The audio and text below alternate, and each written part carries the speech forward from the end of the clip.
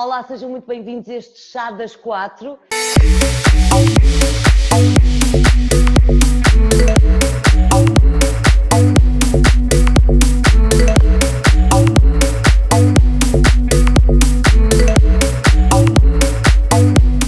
Nós já estamos aqui os 4 em amena cavaqueira, como a Márcia gosta de ouvir, e eu vou passar a fazer as apresentações para um programa que muda agora de roupagem e de formato, com um painel super especial.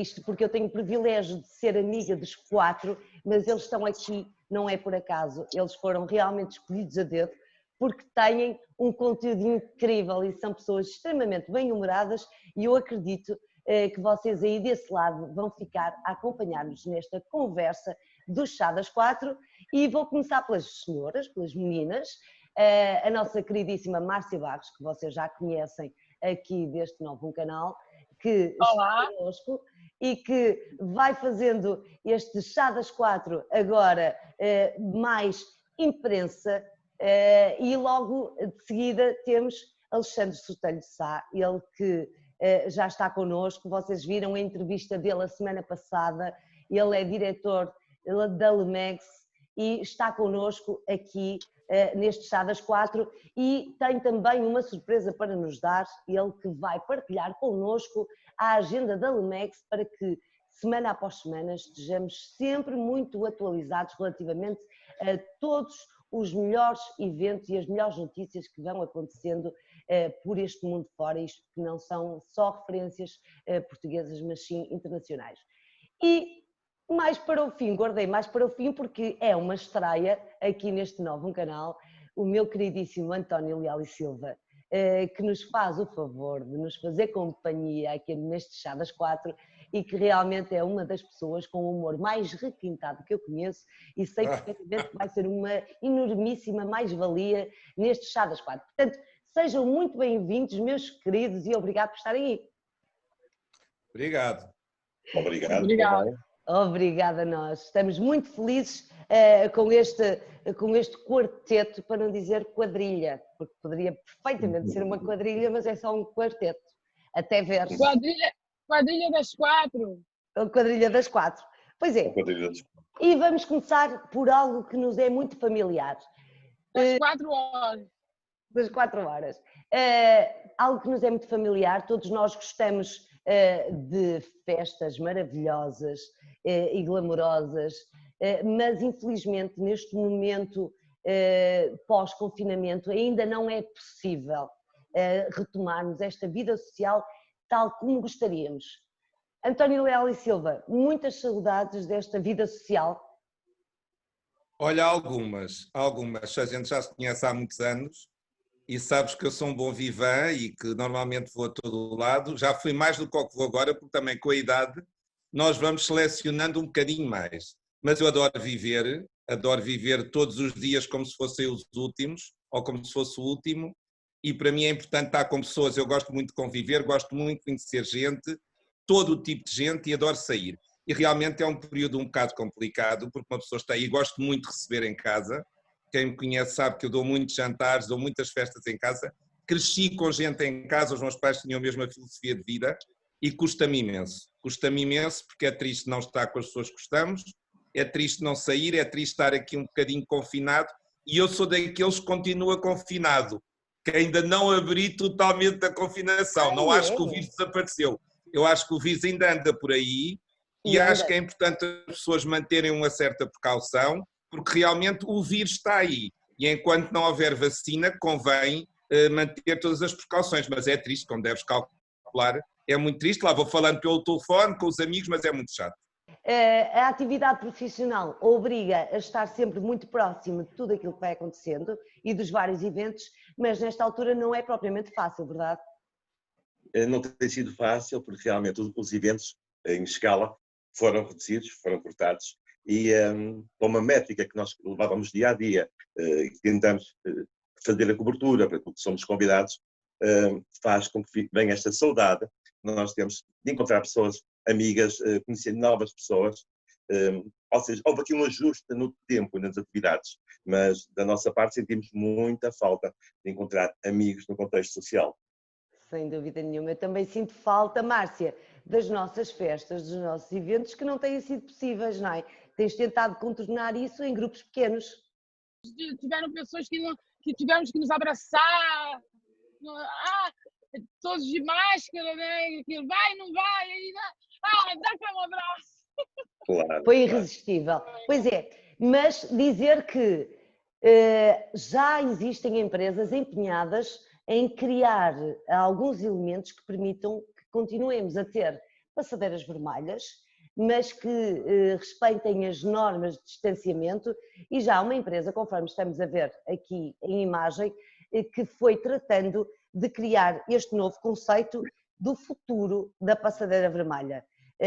Uma forma de limitar o espaço e conseguir este distanciamento social e segurança de todos os que são envolvidos. Portanto, esta questão pode ser contornada, assim como aquela questão que o Alexandre Sotalho de Sá também lembrou, e muito bem, que as pistas de danças com quadrados permitem realmente uma separação entre as pessoas. E eu não sei como é que isto vai funcionar, porque uma pista de dança, cada um no seu quadrado, parece a dança do quadrado. E vamos ver se isto funciona. Vocês acham que isto vai funcionar? Eu acho que sim, tem que funcionar, porque a alternativa é não haver nada. Eu acho que quando vier a vacina, realmente voltará aos ajustes do que seria antes. Quanto à passadeira, acho que é execuível o que eles propõem, e das paredes que sentia era a moldura de fotógrafos e tudo. Claro que isto agora faz também que nós, imprensa, da forma como obtemos as notícias e fotografamos, também tenhamos que cumprir essas diretivas. Quanto ao quadrado, eu acho que realmente o homem é um ser social. Quando estamos todos num quadradinho e mais uma separação, fica ali algo estranho. Eu não sou adepto logo de vamos abrir as coisas à noite, então tem que ser faseadas. E acho que há outras maneiras de ir logo para a pista de dança. Mas o tema realmente é esse.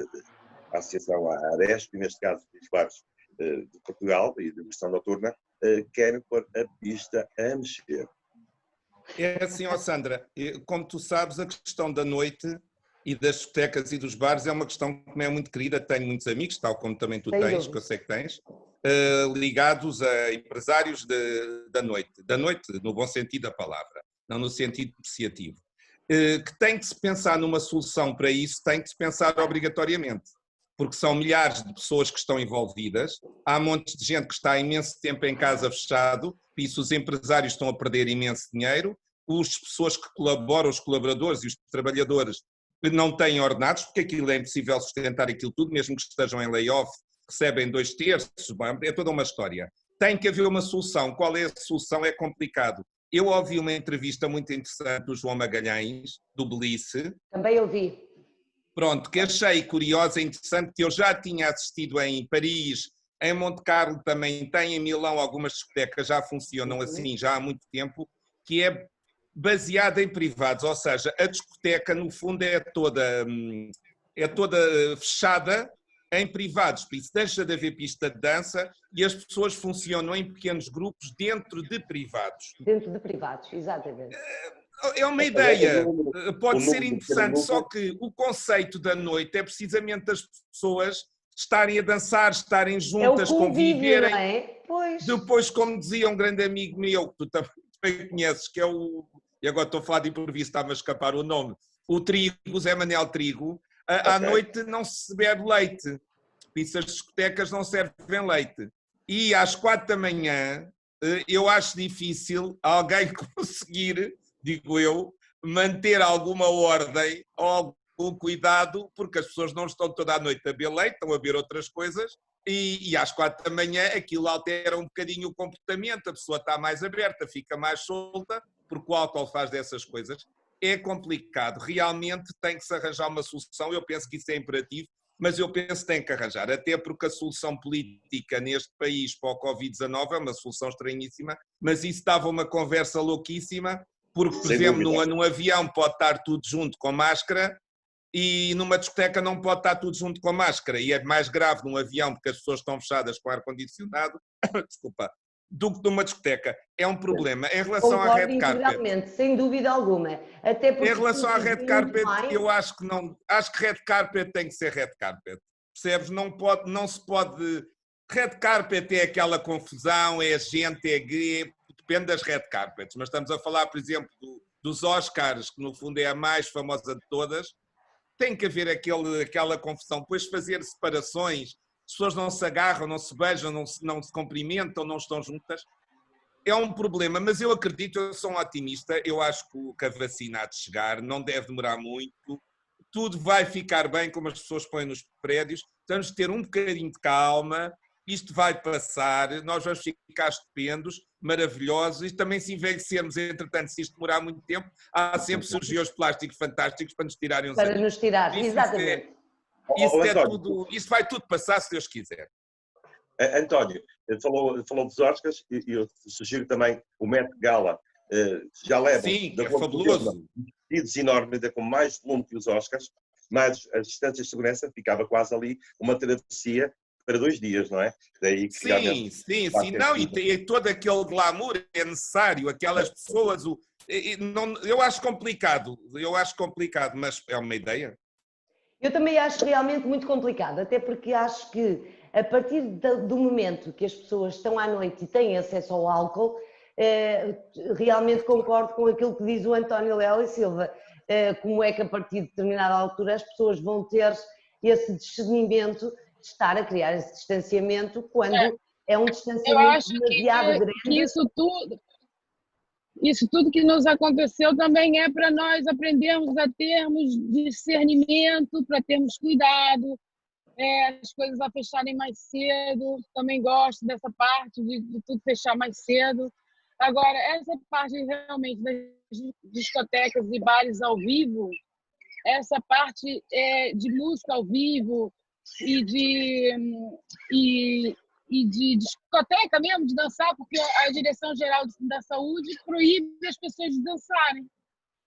E essas pessoas das discotecas e bares têm que fazer 30 por uma linha para inventarem coisas para poderem funcionar, porque no fundo são os únicos que ainda não abriram portas. Todos voltaram a funcionar, menos eles.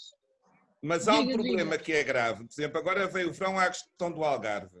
Isto também está posto em cima da mesa, que é, se as discotecas não abrirem nos bares, os jovens vão de certeza absoluta juntarem-se a festas privadas. Eu vejo pelos meus sobrinhos, que não é muitos, não são muitos, não se juntam muitos, mas em casa fazem festa, põem música, vão 10, 20, às vezes há um descontrolezinho, que os jovens têm toda aquela adrenalina e aquelas hormonas sazonais, o verão, o calor, e têm uma necessidade de estarem todos juntos, e é melhor estarem num sítio minimamente regulado do que estarem num sítio que não tem regulação, como aconteceu agora esta festa estranhíssima em Lagos. Estranhíssima em Lagos, exatamente. E com toda a gente contaminada. Contaminados.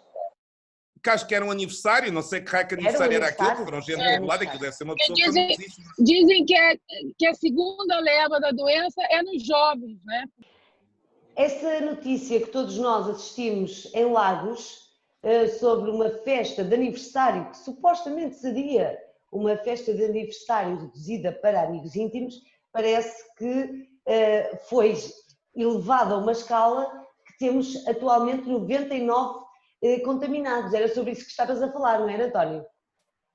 Sim, porque isso é um assunto, estávamos a falar das discotecas, sim. E sem dúvida nenhuma, se não houver controle através dos locais próprios para as pessoas se divertirem, as pessoas vão acabar por encontrar locais alternativos, como aqui em Lisboa, por exemplo. Ontem houve uma situação complicadíssima na Praia de Carcavelos, porque através das redes sociais os miúdos vão todos, miúdos, eu chamo miúdos, estamos a falar de pessoas de 25, para mim é tudo miúdos, com 20 anos, vão todos para a Praia de Carcavelos fazer festas. Estavam 200 e tal miúdos na praia, teve que intervir a polícia, e assim, é impossível isto ser um assunto tratado através da repressão, não há do policiamento, não há hipótese nenhuma, por muita polícia que haja não se consegue estar a ver e a tomar conta de a policiar toda a gente. Eu acho que isto tem a ver um bocado com a própria pessoa ter um certo cuidado, e em relação, isto tudo tem a ver com as casas noturnas, eu penso que tem que se criar uma solução rapidamente para as casas noturnas.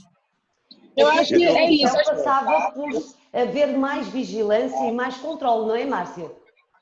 Sim, eu acho assim que os bares estão mais relutantes em ser flexíveis nos horários, percebe?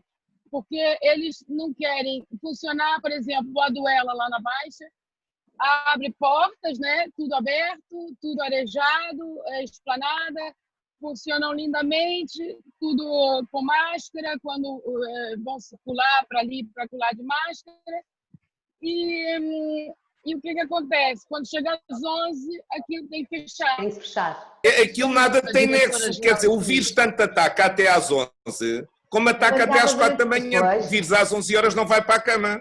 E as pessoas que estão tão alcoolizadas às 11 da noite, porque se as pessoas só tiverem até às 11, bebem até às 11. Se tiver, o álcool não vai alterar em nada disso, por isso. E é estupidez, porque os custos de um espaço é tão alto, porque pagar àquela gente toda, DJs, RPs, empregados, é muito difícil rentabilizar em tão poucas horas, claro. Aquilo não pode funcionar assim, porque as pessoas não conseguem. Esta câmara é estranhíssima. As pessoas não conseguem gerir, é difícil depois gerir aquilo economicamente. Não é viável. António, também não é discordar, mas também acho que enquanto conseguimos fazer os horários, porque em Portugal começamos a sair para à noite cada vez mais tarde. Íamos numa fase que a noite começava da 1 às 4, 5, 6, por aí fora. É óbvio que o vírus até às 11, até às 6 da manhã. Agora, se começarmos a noite um bocadinho mais cedo, se adquirirmos outros hábitos, tipo como os italianos têm, os aperitivos, depois do trabalho, que nós não temos muitas cidades. Os bares e as discotecas podem funcionar after hours, tipo de manhã. Ou começar mais cedo. Já funcionam. Há uns que se abrem de manhã.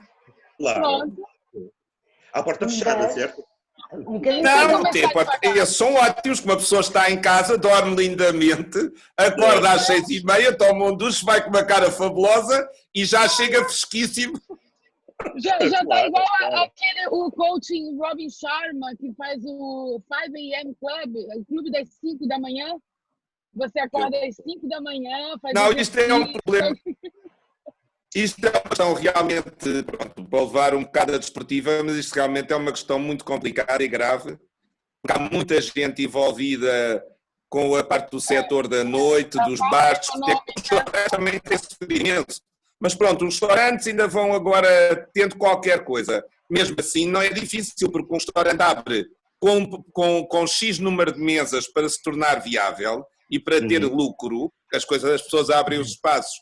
Não é por causa da misericórdia nacional, abrem os espaços para ter lucro, é por isso que são empresários, e aquilo está programado para X mesas, e diminuindo para metade, os custos são os mesmos, e o encaixe financeiro é inferior. Por isso, tudo isso é um bocado complicado, mas eu acho que tudo vai ter solução. E não só, e depois porque temos uma legislação que vai dizendo que o apoio ao layoff existe com o não despedimento de funcionários, e quando são implementadas regras em que, efetivamente, eles podem receber muito menos pessoas, eles não precisam de tantos funcionários para fazer um serviço muito mais reduzido. Como é óbvio. Isto, no fundo, é quase obrigar as entidades patronais a despedir sem poder despedir, não é? Mas as pessoas têm de despedir, porque aí é que está um grande problema, desculpem eu estar ter interrompido, que há um problema que existe em Portugal, em termos políticos, que as pessoas não percebem, ou ainda não conseguiram perceber, independentemente de serem de esquerda ou de direita, as pessoas de direita percebem talvez um pouco melhor, que um empresário não é da segurança, o empresário não é da misericórdia nacional. Um empresário abre um negócio, eu já fui empresário, já tive uma loja e já tive outros negócios. Nós abrimos um espaço para ter lucro, não se abre um espaço para se fazer assistência social, e isso cabe ao Estado ou cabe a outras entidades. O empresário tem o maior prazer em pagar bem. Acho que o empresário em 2020 tem que ter consciência que tem que pagar bem aos seus empregados, aos seus colaboradores, ou empregados, ou trabalhadores, como queiram chamar, eu fiz chamar colaborador, tem que pagar bem, tem que dar boas condições de trabalho, porque um empregado feliz e bem pago produz muito mais.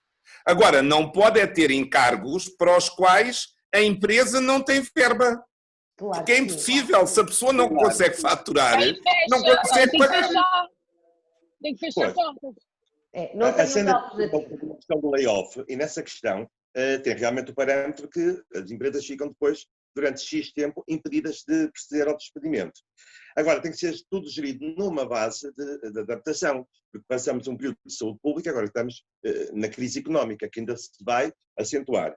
Agora, o que se está a tentar fazer realmente... Dizem que sim! Ultrapassar a crise, já com andar um bocadinho na onda, não estar à espera que ela se instale e depois vamos com ações corretivas. Agora, concordo que sim, que deve ter os recursos humanos motivados e inventar as coisas.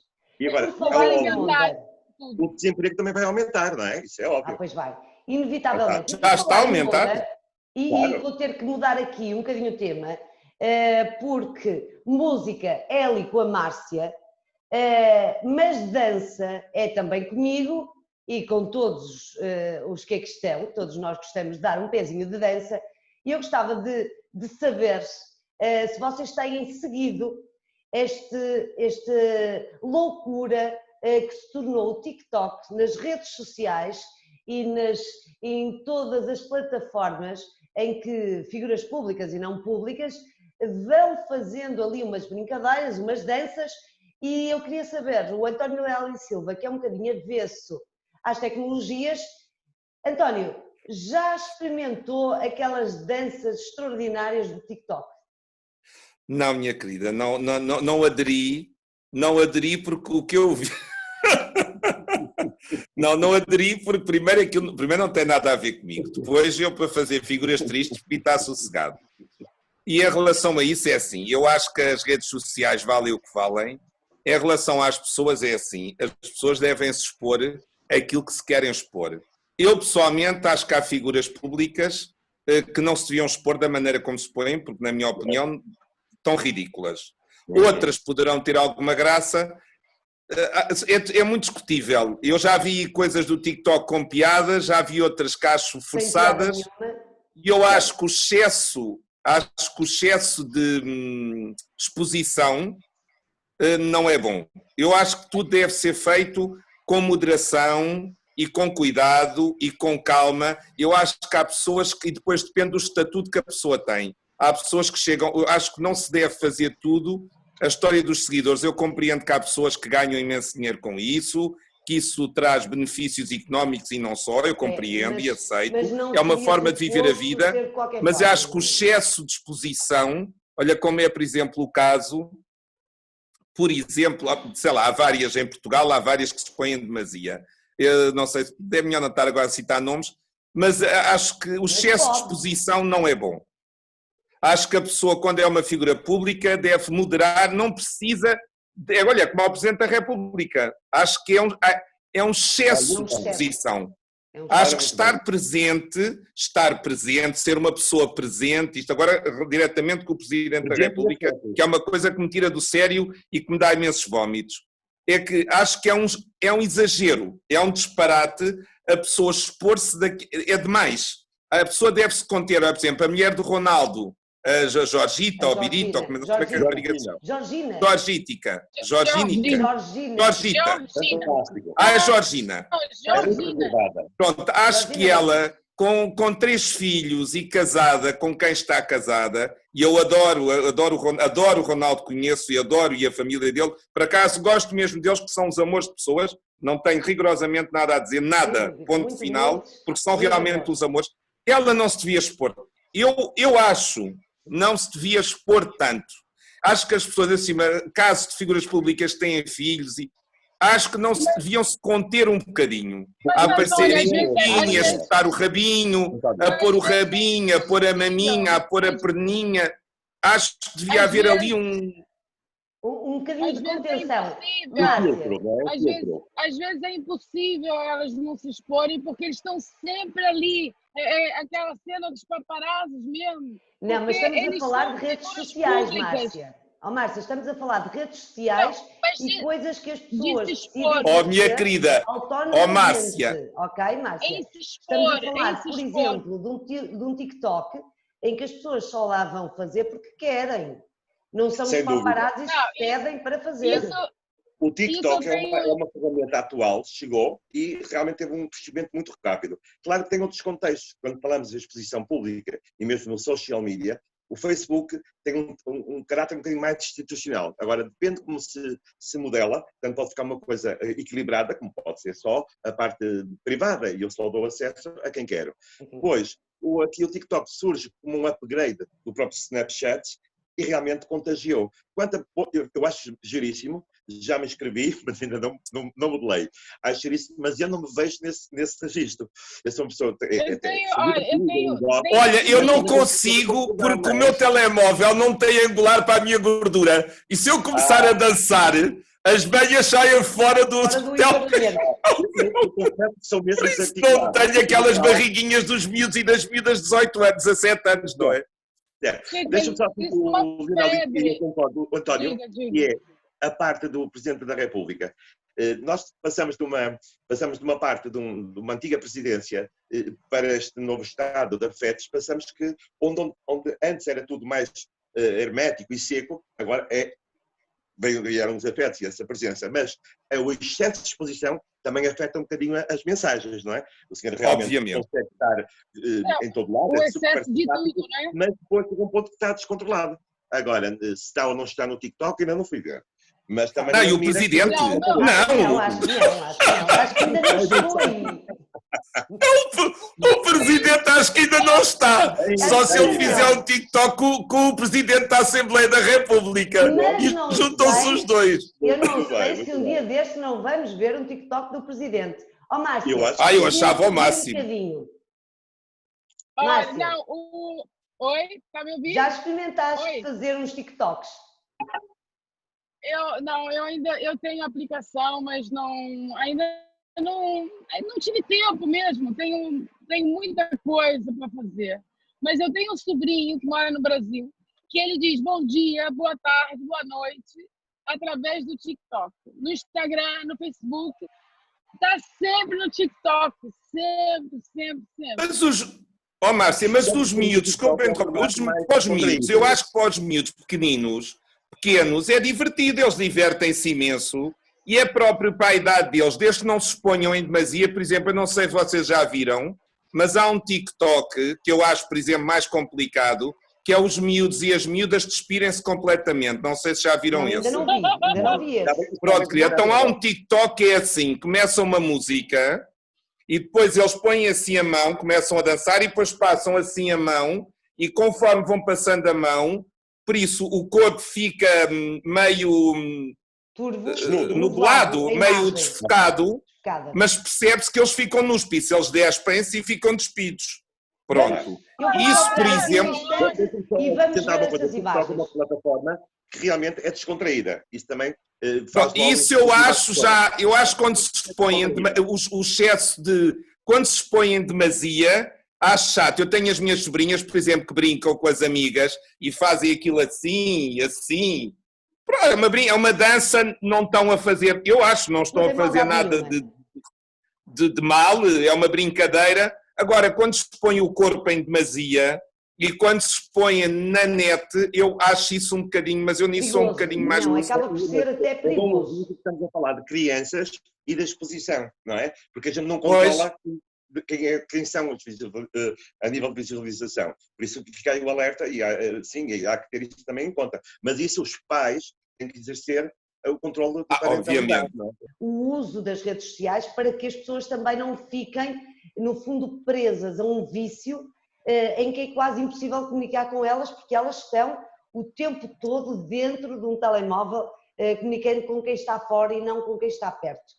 E por falar em comunicação, e neste caso, distúrbio total de comunicação, é aquilo que resulta das manifestações que têm acontecido por todo o mundo, antirracismo, e parece que essas manifestações chegaram agora aos vandalismos de estátuas e algumas homenagens que foram feitas por todo o mundo e criados realmente alguns elementos e estátuas que no fundo acabam por ser demonstrativas da história de cada país e que acabaram todas vandalizadas porque de repente parece que esta forma de se mostrar indignação foi espelhada nestas mesmas estátuas.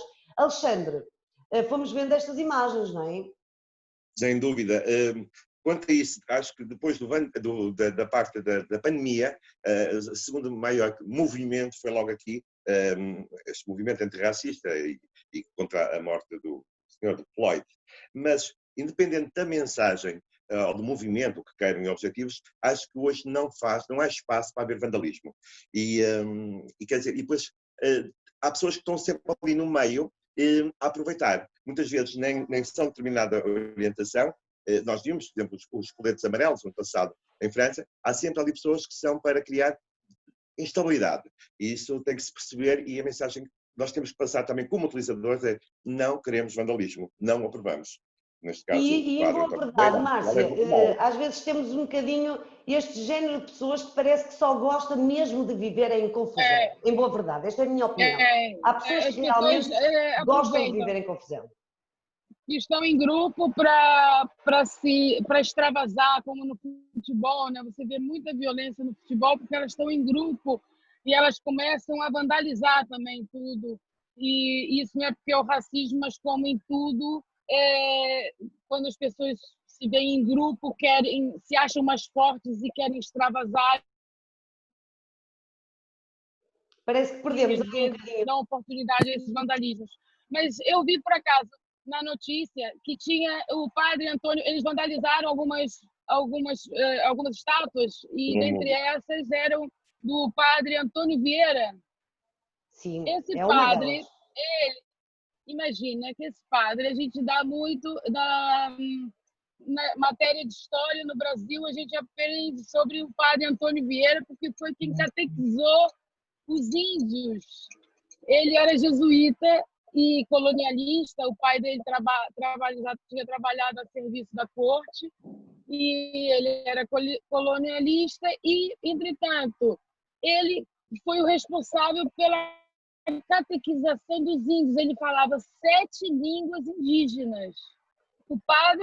Esse padre era, assim, eu já era fã na época quando estudei história no Brasil. Era tudo menos racista, não é? Certamente. E, inclusivamente, ajudou os judeus e os novos judeus, por causa da economia, a se instalarem em Portugal.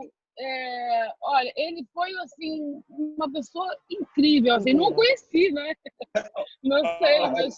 Independente de ter sido uma pessoa incrível, ele também é conhecido pelos sermões. Ou seja, aqui o ato está, não cabe vandalizar nada. E quando eu digo aqui os sermões, entre aspas, quer dizer, a tal parte mais subjetiva, e ele estava na Inquisição. Obviamente que agora aqui isso não interessa é vandalizar, mas eu compreendo perfeitamente o que está a dizer. Pois é, António, e António Leão Silva, gostava de saber também a tua opinião, porque em boa verdade nós depois vemos aqui absurdos que acontecem, como aquele senhor que foi baleado, e esta notícia que estamos a ver aqui, baleado nos Estados Unidos, porque de repente começou a haver uma rixa, ele estava a dormir numa fila para pegar comida e foi morto pela polícia. Oh, minha querida. E incendiaram o restaurante do senhor, que nada tinha a ver com esta história, não é? Oh, minha querida, eu acho que logo a priori aqui há um problema gravíssimo, que é um problema de comunicação. Pronto, e depois tem muito a ver com a comunicação social, não só nacional, como de outros países, mas eu falo de Portugal, que é o país onde eu vivo. Pronto, em primeiro lugar, eu acho a história do racismo a história mais estúpida e disparatada em 2020. Estarmos a falar de racismo, na minha opinião, e agora vou falar só um bocadinho, tenho que falar senão depois me perdo o contexto, acho ridículo e acho completamente estúpido. À conta do racismo, existem centenas de organizações não governamentais que ganham milhões e que se servem do termo de racismo para ganhar imenso dinheiro e não fazem nada. Eu pessoalmente acho que é um disparate, porque existem negros bons e negros maus, existem brancos bons e existem brancos maus. Falar sobre os Estados Unidos é muito complicado, porque as pessoas têm que perceber o que é o policiamento, o que é polícia americana. A polícia americana está habituada a lidar com criminosos à séria. Não é criminosos como cá, é criminosos à séria. Cá mais pequena coisa, puxam de uma pistola e matam.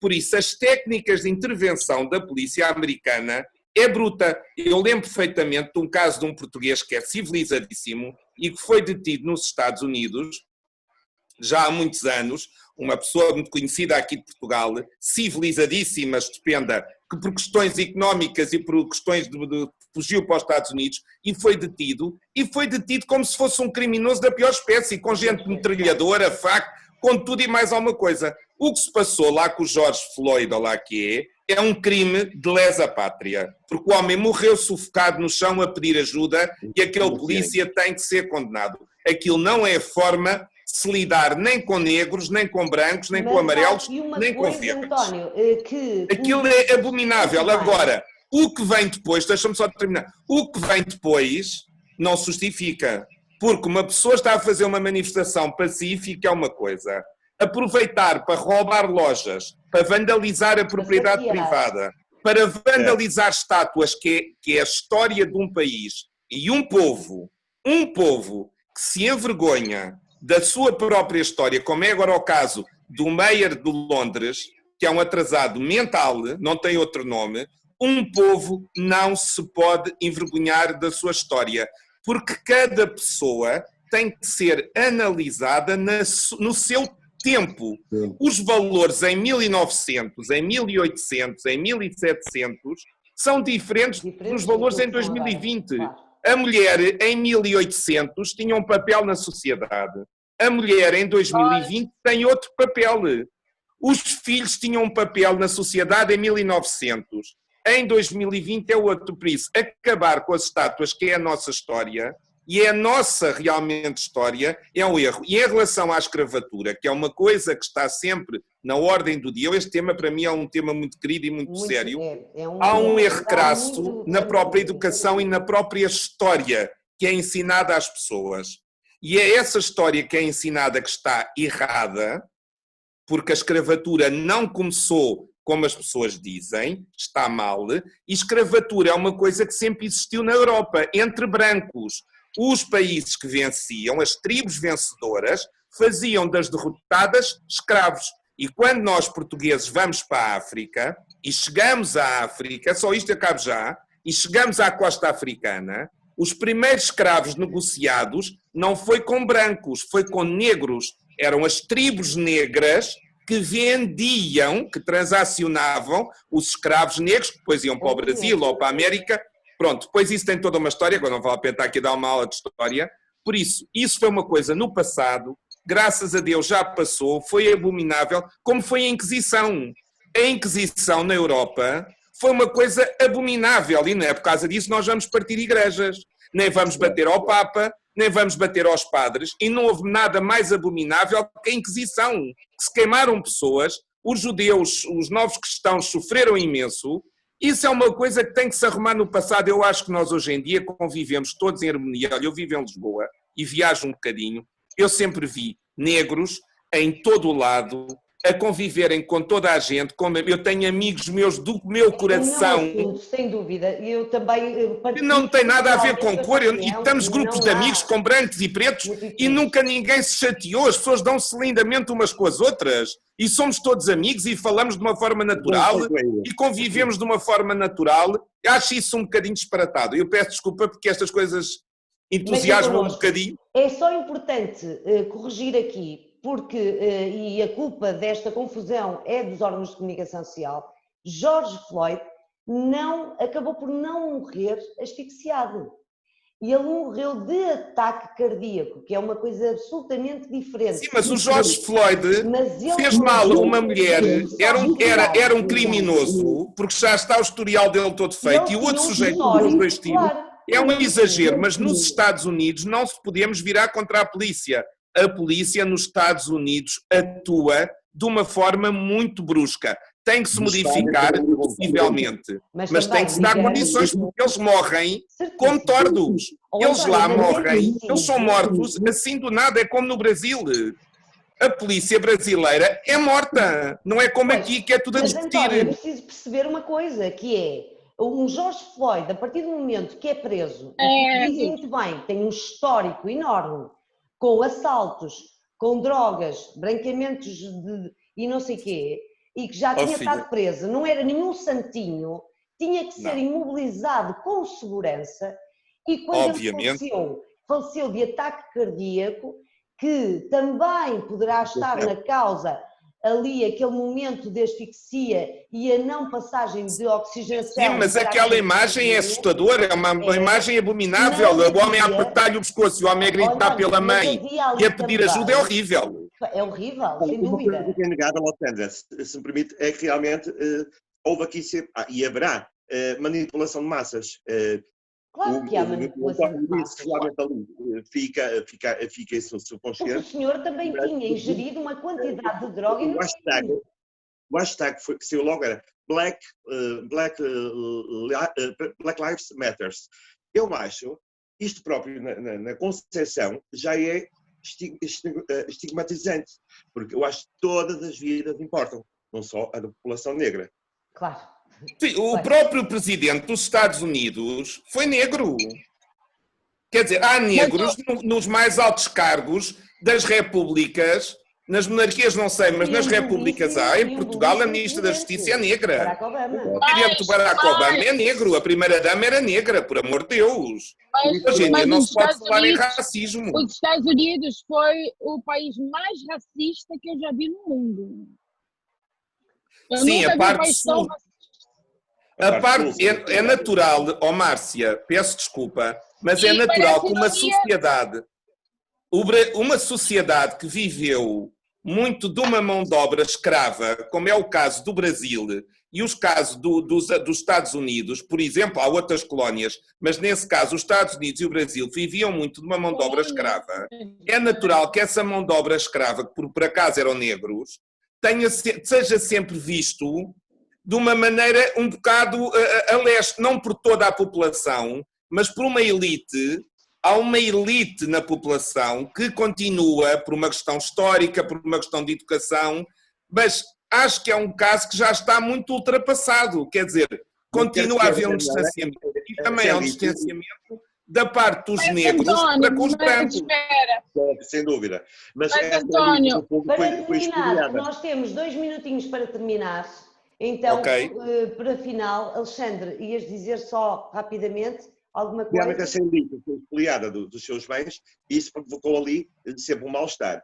Isso é muito simples. Nós também vivemos uma ditadura e também tivemos o colonialismo e as colónias. Quando de repente ficamos sem nada, ficamos logo com uma predisposição pela negativa.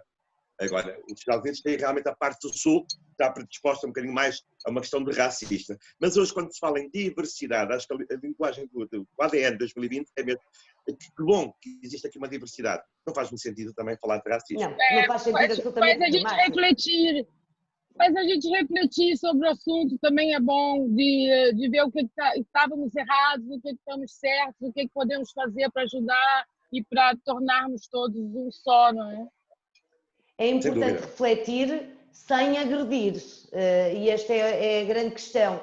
É a questão quer do património público, que é crime, e que isso consta do Código Civil, é crime o vandalismo, e neste caso não sei como é que as pessoas ainda não foram realmente identificadas, e é crime também, no fundo, esse vandalismo de espaços comerciais.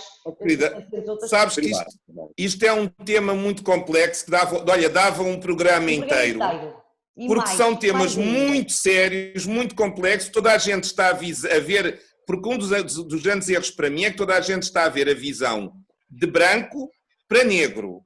E ninguém aqui diz o contrário de negro para branco, porque um branco que vá para Angola, ou vá para o Quénia, ou para a Zâmbia, ou para a África do Sul nem tanto, mas também, no meio dos negros também olham para ele de uma forma estranha.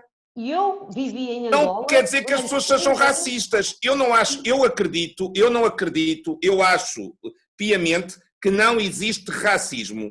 E o racismo tem que ser visto em termos da Constituição e dos direitos do ser humano. Não é individualmente, porque a minha vizinha de cima pode ser racista, isso a mim não me interessa. A mim o que me interessa é a Constituição do país e os direitos que estão garantidos através da Constituição e do Código Civil. E em Portugal e nos países da Europa e do mundo civilizado, os direitos dos seres humanos é igual independentemente da cor, do credo, da etnia, seja lá do que for. Claro que sim. Certo. Muito bem.